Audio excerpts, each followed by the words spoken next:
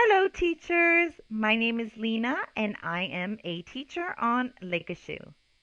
Today, I will be giving you advice on how to teach adults.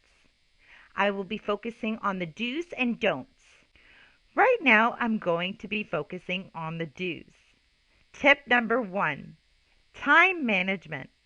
I'm sure you've heard this a lot, but yes, it is very important in terms of dividing the amount of speaking time in the classroom. So if you have a tutorial which is a one-on-one with a student, you should be speaking 40% of the class time and the student should be speaking at least 60% or more.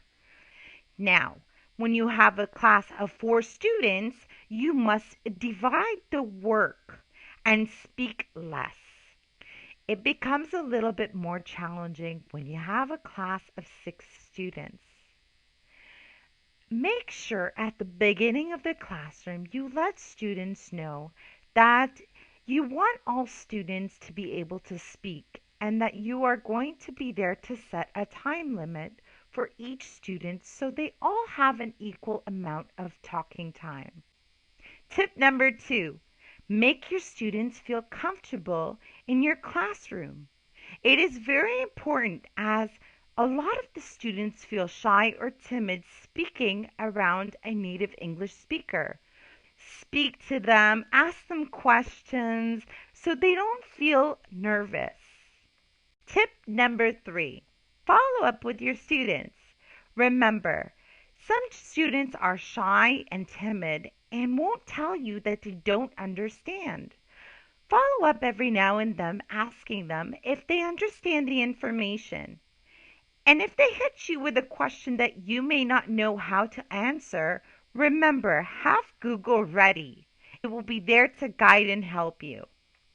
Tip number 4, remind the students in the beginning of the classroom that you are here to guide and support them and to help them with their pronunciation.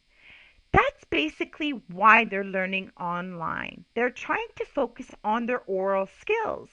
It is very important to correct their English as they're speaking. So make sure you correct them. Now we'll be focusing on some of the don'ts. Tip number 1, don't just rely on the PowerPoint. The PowerPoint is there as a guidance, but as a teacher, you should be preparing for your lesson in advance. Sometimes the PowerPoints don't have the definitions. Prepare some definitions for the vocabulary terms, and it's always good to also have some sentence examples. Another thing to do is to prepare a reading related to the lesson. For example, if your lesson is on how to reduce stress, what you could do is go on Google and look for an article that focuses on how to reduce stress. Share your screen and have the students read out loud. And as they are reading, you can help with their pronunciation.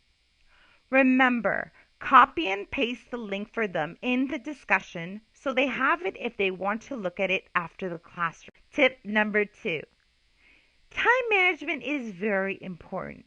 However, if you notice it's 45 minutes after the class and you haven't finished yet, be patient. Everybody learns at a different pace. Make sure you let students finish what they're trying to say. If you have another class and you're worried about being late, remember you can open up another tab, enter that classroom, you won't be late, and complete the previous class that you're working on. It's very important that students see that you're confident in yourself and with your work. You can always ask students to evaluate your lesson at the end of the class. Remember, always have fun in your class. Smile and make students feel comfortable and be very patient with them. That can help you bring back returning students. Teachers, I hope the advice I gave you today with some valuable tips to help you improve with your teaching skills. I wish you the best of luck. Bye.